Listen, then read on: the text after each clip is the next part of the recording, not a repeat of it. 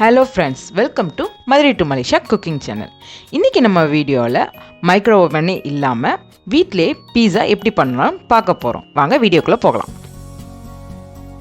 இப்போ first step நம்ம ஈஸ்ட்டை active பண்ணிக்குவோம். நான் இன்றைக்கி 2 டேபிள் ஸ்பூன் ஈஸ்ட் எடுத்திருக்கேன்.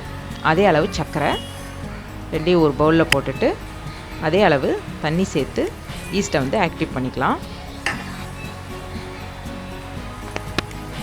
நல்லா கலந்து விட்டுருங்க. இது ஒரு 15 மினிட்ஸ் ரெஸ்ட்டில் இருக்கட்டும். அதுக்கிடையில் நம்ம மாவு பிசைஞ்சிக்கலாம். நான் இன்றைக்கி இந்த பவுலில் தான் மாவு பிசைய போகிறேன். நான் 4 கப் அளவுக்கு மாவு எடுத்திருக்கேன், மைதா மாவு. நடுவில் புளி போட்டுட்டு இப்போ ஈஸ்ட்டு பார்த்திங்கன்னா நல்லா ஆக்டிவ் ஆயிடுச்சு. இதை நம்ம மாவோடு சேர்த்துக்கலாம். நல்லா கலந்து விட்டுருங்க. ஒரு 1/2 டேபிள் ஸ்பூன் உப்பு சேர்த்துக்கலாம். உங்களுக்கு தேவையான அளவு தண்ணி ஊற்றி நீங்கள் பிசைஞ்சிக்கலாம். இப்போது நம்ம சப்பாத்தி அளவுக்கு மாவை பிசைய போகிறோம். பாருங்கள், சப்பாத்தி மாவு பிசைஞ்சாச்சு மாவை. இப்போ மாவு ஒரு 2 ஹவர்ஸ் ரெஸ்ட்டில் இருக்கட்டும். இப்போ நம்ம பீஸாவுக்கு மேலே அப்ளை பண்ண போகிற சாஸை ரெடி பண்ணி வச்சுக்கலாம். நான் அதுக்கு 3 தக்காளி பழம் எடுத்திருக்கேன்.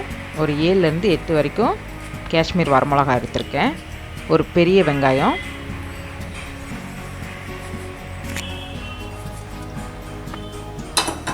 இது எல்லாத்தையும் இப்போ நம்ம பாயில் பண்ணி எடுத்துக்கலாம்.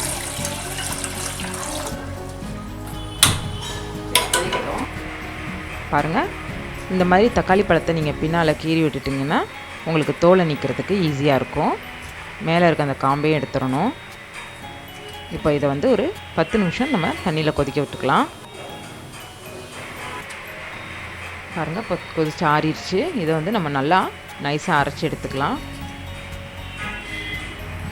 நீங்கள் மறக்காமல் தக்காளியில் இருக்க தோலை கண்டிப்பாக நீக்கிடணும். இல்லைன்னா நல்லா அரைப்படாமல் இருக்கும். பாருங்கள், இப்போ நல்லா அரைச்சி எடுத்தாச்சு. இப்போ அடுத்து நம்ம ஒரு கடாய் வச்சு தேவையான அளவு எண்ணெய் விட்டுக்கலாம்.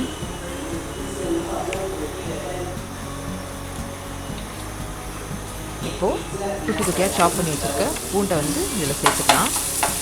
பூண்டு பச்சை வாசம் போகிற வரைக்கும் நல்லா வதக்கிக்கலாம். இப்போ இதில் நம்ம அரைச்சி வச்சுருக்க தக்காளி பேஸ்ட்டை சேர்த்துக்கலாம். இது எல்லாத்தையும் நல்லா கிளறி விட்டுக்கலாம். இது நல்லா 20 நிமிஷம் வரைக்கும் கொதிக்கணும்.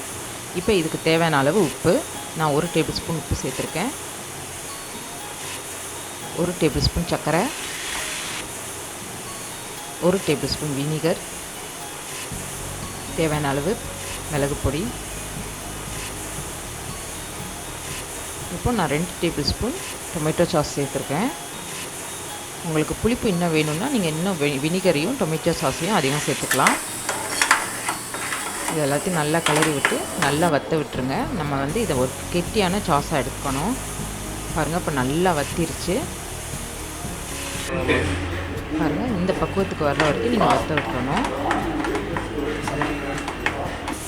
நல்லா கெட்டியாகிடுச்சு சாஸு. பாருங்கள், இப்போ நம்ம 2 ஹவர்ஸ் விட்ட மாவு நல்லா புஷ்ஷுன்னு வந்துருச்சு.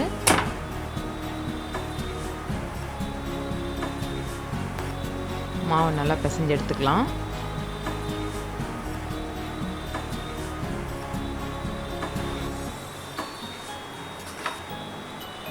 இப்போ நான் இந்த பேனில் தான் பீஸா பண்ண போகிறேன். இதில் லைட்டாக எண்ணெய் தடவிட்டு இந்த பேனில் தான் இப்போ நான் மாவை பரத்த போகிறேன்.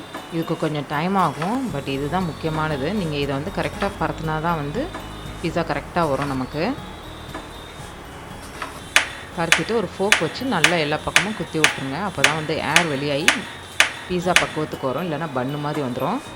இப்போ இதுக்கு மேலே நம்ம ரெடி பண்ணி வச்சுருக்க சாஸஸ் சேர்த்துக்கலாம். இந்த பேஸ்ட்டை ஃபுல்லாக அப்ளை பண்ணிக்கோங்க.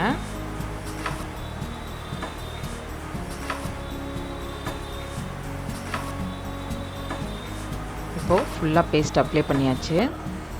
இதுக்கு மேலே நான் மொசரல்லா சீஸ் சேர்க்குறேன். உங்களுக்கு எவ்வளோ தேவையோ அந்த அளவுக்கு நீங்கள் சேர்த்துக்கலாம். அடுத்து நம்ம பீஸாவுக்கு தேவையான டாப்பிங்ஸ் என்ன வச்சுருக்கோன்னு பார்க்கலாம். நான் வந்து இன்றைக்கி காளான், குடமிளகா, பெரிய வெங்காயம், தக்காளி,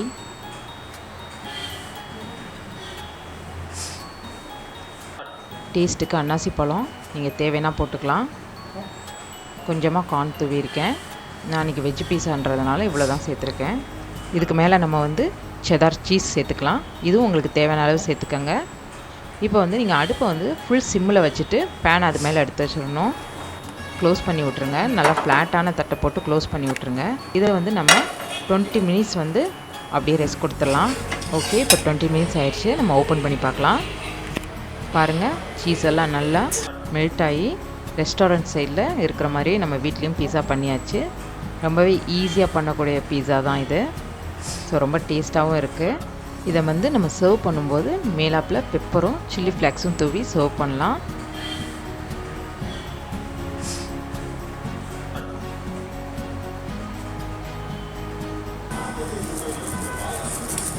வாங்க இப்போ நம்ம பீஸாவை கட் பண்ணி பார்க்கலாம். பீஸா கட்டர் வச்சு பண்ணிங்கன்னா ஈஸியாக வந்துடும்.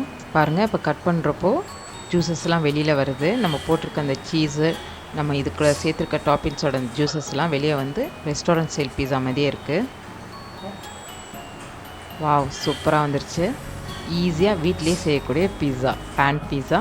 நீங்களும் வீட்டில் கண்டிப்பாக பாருங்கள். அவ்வளோதான் ஃப்ரெண்ட்ஸ், ரொம்ப ஈஸியாக முடிஞ்சிருச்சு. அடுத்து நான் உங்களை ஒரு சூப்பரான ரெசிபியில் சந்திக்கிறேன்.